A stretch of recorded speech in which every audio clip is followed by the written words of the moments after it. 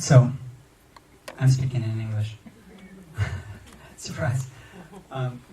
If you don't understand English, you're probably at an advantage. So you can meditate. And if you do understand English, you can meditate. So it's a win-win situation. Are Buddhists happy? Well, when I first considered that question, I'm coming from Zen practice for a little while, and it sounded like a koan to me. A koan is these sort of exchanges between a teacher and a student in Zen history that they use as a kind of riddle for practice to break through sort of some of ideas that you may have, some conceptual ideas that are holding you down. And that sounded to me like, what's the sound of one hand clapping, or does a dog have Buddha nature? Are there happy Buddhists? So I kind of just left it at that. One of those unanswerable questions, so I'll just not answer it and talk about something. But before I talk about something, I'll talk about something else. Someone asked a question about the Dalai Lama and how he laughs so much and why he's so happy. Well, I have a book by the Dalai Lama called The Art of Happiness. You should check it out. I mean, the title probably gives you some good clues why he's so happy. And it starts by, he says, I believe the purpose of life is to be happy. So that's a good start. But then he goes on, and it's connected to what you're saying. He said, from my own limited experience, I found that the greatest degree of inner happiness comes from the development of love and compassion. All right? The more we care for the happiness of others, the greater our own sense of well-being becomes. And later on he says, famously, if you want to be happy, practice compassion. If you want others to be happy, practice compassion. If you want to be happy, practice compassion. And I found that very helpful because it takes the pressure off my having to find happiness in life. Sometimes it seems like the more I look for it, the farther away it becomes.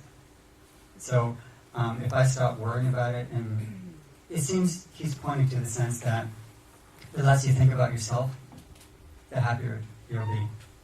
So there's another monk one time asked what his secret was, and he said, no self, no problem. And that kind of summarizes it. You know, if you want to be happy, well, you should worry about the happiness of others. And then maybe happiness, your own happiness, is kind of a side effect of love and compassion. So if we practice love and compassion, then we don't need to worry about happiness. Just worry about the love and compassion, and then there's a side effect. It's called happiness. So I thought that was really helpful, and I think the Dalai Lama probably is a good example of that. And connected to this, kind of, that we often look in the wrong direction. There's a famous koan that I wanted to bring in. There are these collections of koans.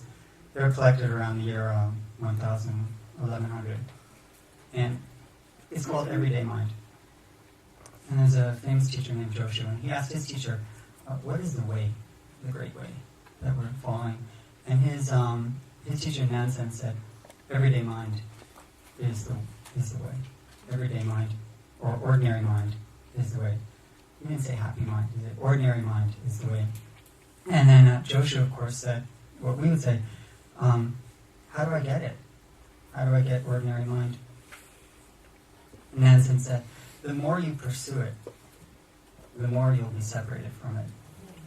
It sounds very familiar. So Joshu said, well, if I don't pursue it, then how can I know it? Which is also really normal. You know, if I don't try to be happy, how can I be happy?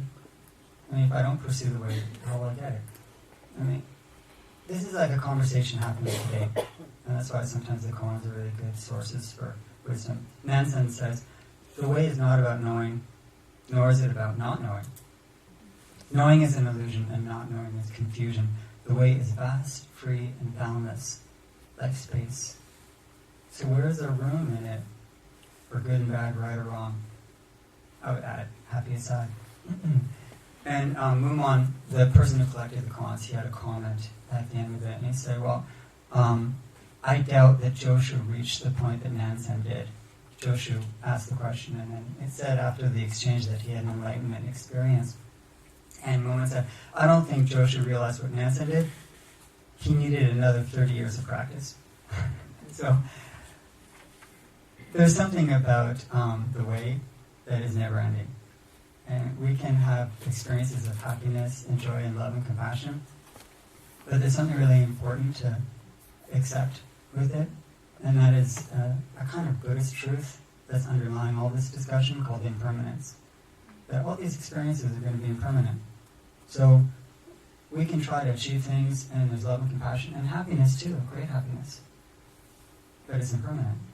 And what's the experience that includes that? And what's the boundlessness and the vastness that can accept the impermanence even of happiness? And that's, I find, an interesting koan, an interesting question, for me without an answer. What is that experience of boundlessness that can even accept happiness passes? So in the end, after that koan, usually there's a little poem, a little verse that Muman, the editor, adds to it. And this is his verse I want to share. In the spring, hundreds of flowers. In autumn, a harvest moon. In summer, a refreshing breeze. In winter, snow will accompany you. If useless things do not hang in your mind, any season is a good season for you. Right. There's another translation that goes, you are happy all the time. So either one is suggesting something here about what I'll call non-attachment. Non-attachment. So I do feel that in this koan there's a deep message of the connection between non-attachment and happiness, or the type of inner freedom that can allow things to come and go and not get stuck. And that's the theme I've been feeling along the way here. It doesn't mean that you're not going to experience pain and sadness and all the difficulties in life, because all the seasons, if useless things don't hang in your mind, any season is a good one for you. So this season may be one of sadness, and the season may be one of joy. What's your season? You know, and what's blocking you from fully accepting that? There's a poem by Ryokan. He's another Japanese poet, and he said, sometimes I sit quietly listening to the sound of falling leaves. Peaceful indeed is the life of a monk. Peaceful indeed. Cut off from all worldly matters, then why do I shed these tears?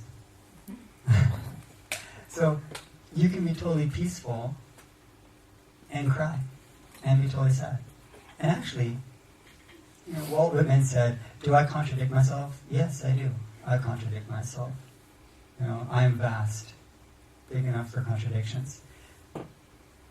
The contradiction of being alive and going to die, that there's life and death, means that it's big enough to contain also sadness and happiness, perhaps in the same moment even.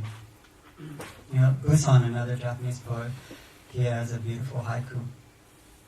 An autumn evening. There's joy too in loneliness. And I feel that it's not a contradiction, is it? Right? In my experience, the mind is vast enough to contain both the joy and the loneliness, or the sadness and the happiness together. And I think one of the things that enables us to do that is when we fully accept the impermanence of all of these experiences. And then we're no longer hung up on one of them. You know, and as Muma said, if useless things don't hang in your mind, what's the type of useless thing? Well, I think we get hung up on and attached to, thinking, I want this to last because it's making me happy. It may be making you happy. I mean, this experience, this relationship, this job, this lunch may be making you happy. There's no denying that, right? But don't deny it's going to pass, right? It's also going to pass. So we don't need to deny the world and the beauty and the loveliness it has, the happiness and the pleasure.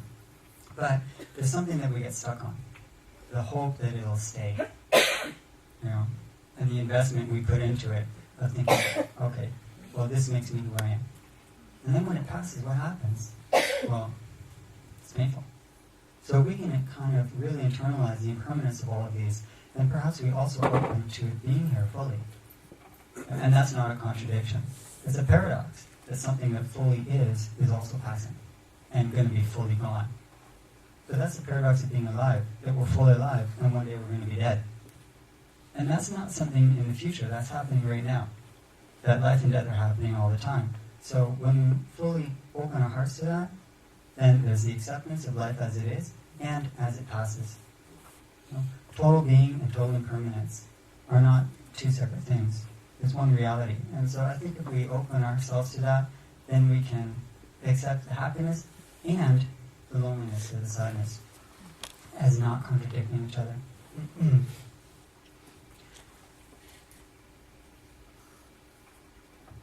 You know, one time somebody asked Suzuki Roshi, he's a teacher who wrote Zen Mind, Beginner's Mind. He said, I have so many thoughts in my meditation.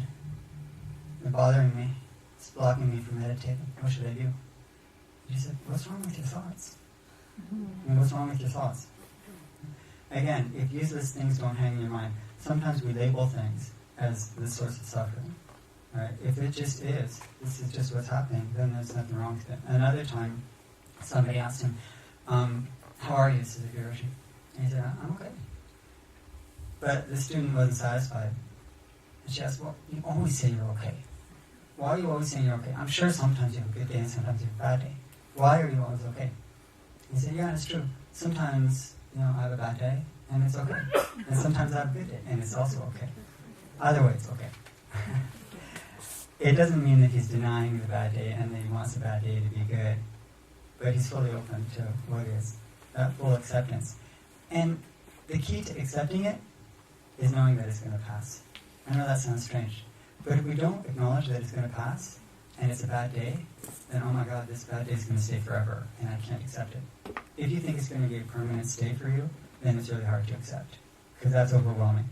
Right? So again, the key to acceptance is understanding impermanence. And when we let things pass, then we open our heart to what is. And there's beauty there, and loneliness. There's a Master Dogen.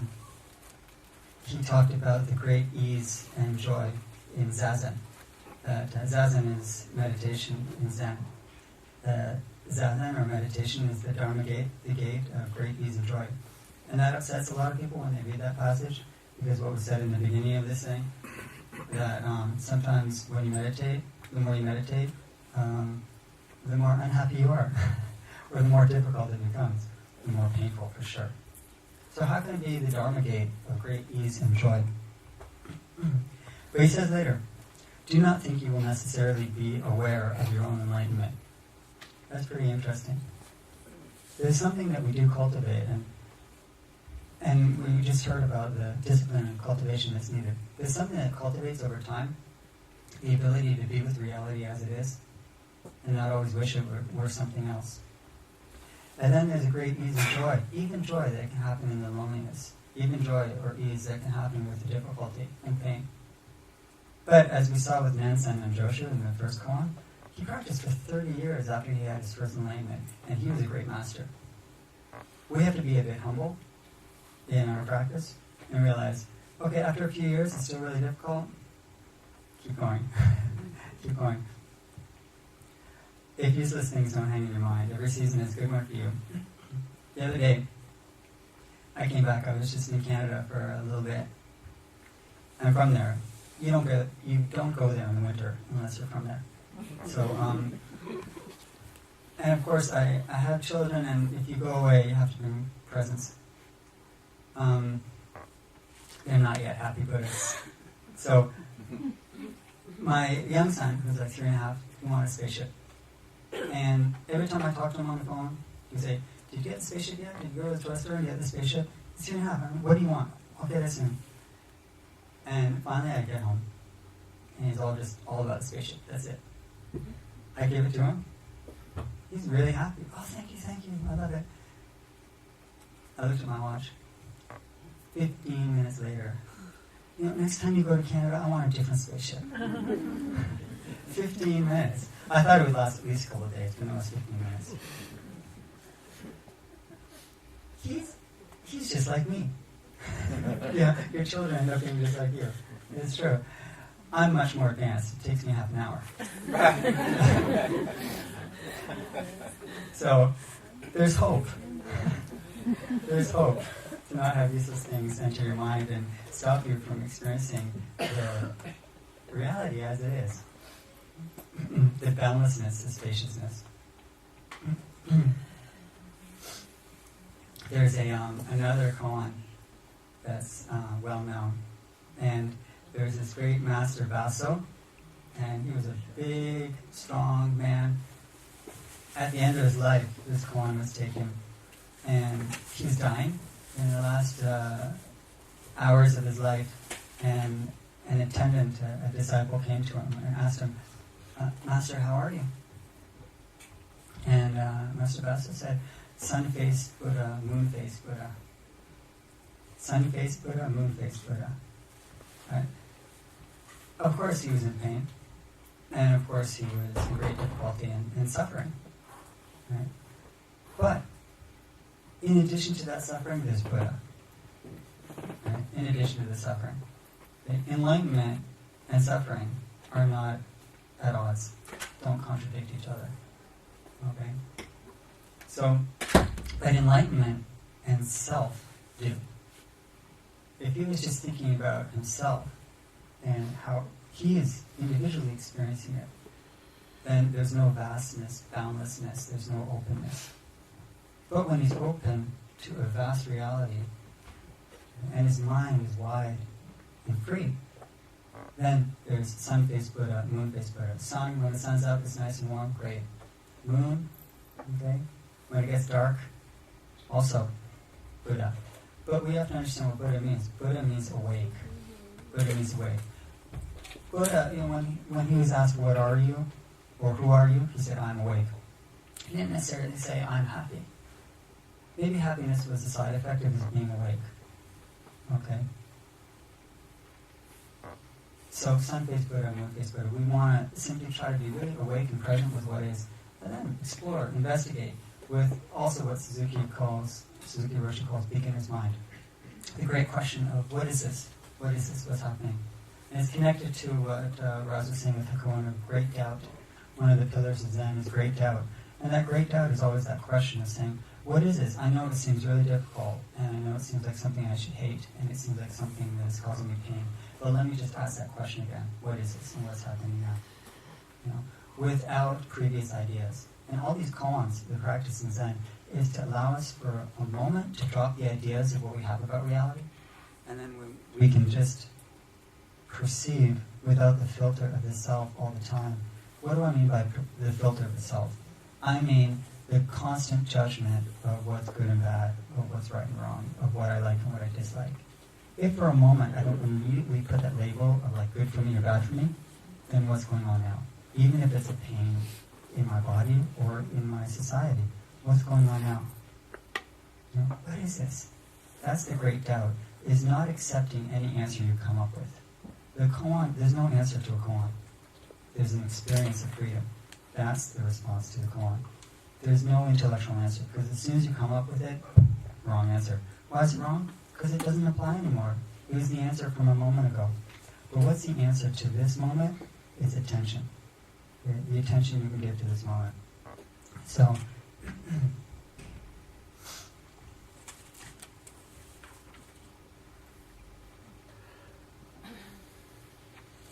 this is a quote from the koan, since I just mentioned him. It says, at the bottom of great doubt lies great awakening. If you doubt fully, you will awaken fully. So that great question, Zen is sometimes called the great question of life and death. Not the great answer. The path is a question. So if we're asking, are there happy Buddhists? I think, yeah, it's a good question, as long as you don't answer it. Right? Just maintain the question in your life, and then it'll serve you well. You know? Is there a happy way to be?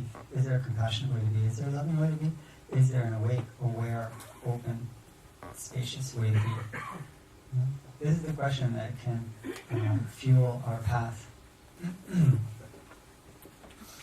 And it's very much about letting go of the obstacles in the mind, the things we're hanged up on. And as Lumen said, if you don't hang useless things in your mind, every season is a good thing for you. In the Dhammapada, it means as if a man speaks or acts with a pure mind, joy follows him as his own shadow. Right? So what is this pure mind? It's pure. It's free of all the ideas and preconceptions, judgments we may have about this reality. Before you label something as bad, and bad for me, that's going to cause you sorrow and grief, for sure. Okay? But what's your experience before the label? Okay, before the judgment? What's your pre-judgmental experience? Investigate that and see what happens. This is something that Suzuki Roshi said, and it's really coming back to the sun-faced Buddha, moon-faced Buddha. Knowing that your life is short. Enjoy it day after day. Moment after moment. And this means when the Buddha comes, you welcome him. And when the devil comes, you welcome him too. Right? Sun-faced Buddha, moon-faced Buddha. Whatever comes, welcome it. You don't need to worry if it's the devil or if it's pain, suffering, or tragedy. Why? Because it's impermanent. It'll pass. So you welcome it and it's coming, and you welcome it and it's going. Right? The impermanence, the awareness of impermanence, as a deep awareness of your mind, the basis of your openness, it allows everything to come and go. It doesn't stop it. And he said later, when you become really happy, that is what we mean by non-attachment. Real happiness will be with you in success and failure. Right? Real happiness will be with you in success and failure. Because you're not basing your sense of self on the success or the failure. You're just letting it be, letting it come and go. Because your sense of self is a sense of non-self, actually. It's a sense of just selfless awareness that's open to reality as it is. And so he talks about, Suzuki Roshi talks about the non-gaining mind. Right? It's important to practice without any sense of gain. If you go into this practice thinking, I hope it'll make me happy, sometimes it will, and I promise you sometimes it won't. Right? And what do? Don't stop. Right? Just let go of all ideas you have about your practice and just try to be aware of this moment. And that's what Buddha means, being awake, open. And back to what the Dharma said, worried about the happiness of others. It's a big relief, because you don't need to worry about yourself.